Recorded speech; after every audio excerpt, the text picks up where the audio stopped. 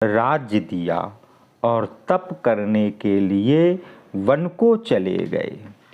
वे मार्ग में वन में विचार करते हुए चले कि या तो गंगा जी को लाऊंगा या प्राण ही दे दूंगा।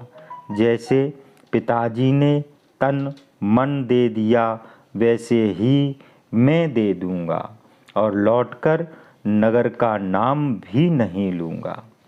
यह विचार करके तब राजा ने प्रबल तप किए।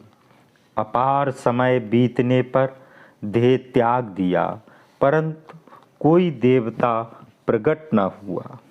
जिन गंगा जी के निमित्त राजाओं ने शरीर त्याग दिए, उनको छोड़कर मूर्ख लोग कुआं का जल पीते हैं।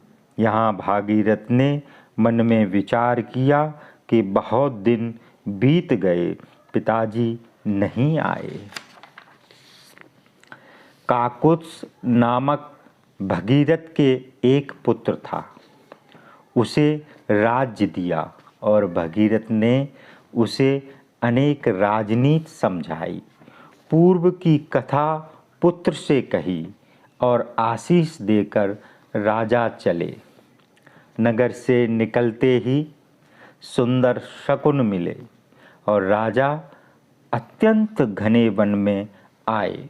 भगीरथ ने वन को देखकर सुख पाया और गंगा जी के लाने को तप में मन लगा दिया। एक पैर और दोनों भुजाएं उठाए हुए मन लगाकर सूर्य की ओर देखने लगे। इस भांत 1000 वर्ष बीत गए, परंतु उन्होंने दिन रात जाते हुए नहीं जाने। राजा का घोर तप देखकर ब्रह्मा जी चले आए और राजा से मनोहार वचन बोले। हे राजन, जो चाहो सो वरदान लो। तब प्रणाम करके चतुर राजा बोले, हे प्रभु, जो मैं मांगना चाहता हूँ सो आप जानते हैं, फिर मुझसे मांगने को क्यों कहते हैं। हे प्रभु, तो भी मैं कहता हूँ कि यह वर दीजिए कि सब संतों की वृद्धि हो, और दूसरा वर हाथ जोड़कर यह मांगता हूँ कि सिद्धि की दाता गंगा जी भूतल पर आवें। ऐसा ही होगा। यह कहकर ब्रह्मा जी फिर बोले, गंगा जी तो ला दूंगा, पर उसे धारण कौन कर सकता है। हे राजन, छूटते ही वह तुरंत पाताल को चली जाएंगी, तब फिर पृथ्वी पर वापस नहीं लौटेंगी। इस कारण एक बात आपसे कहता हूँ कि जगत में शिवजी बड़े दयालु हैं। आज वे ही शिवजी गंगा जी को धारण कर सकते हैं, अतः उनका नाम जपने से ही आपका कार्य होगा। यह कहकर ब्रह्मा जी अंतर ध्यान हो गए।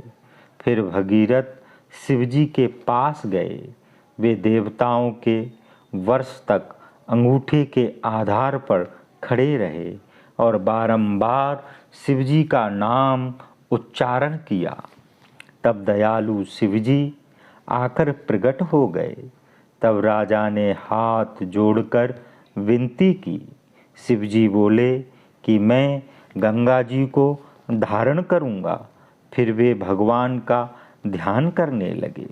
ब्रह्मलोक में गंगा जी ने शिवजी के वचन सुनकर मन में विचार किया कि मैं शिवजी सहित पाताल को चली जाऊंगी। जाते देर नहीं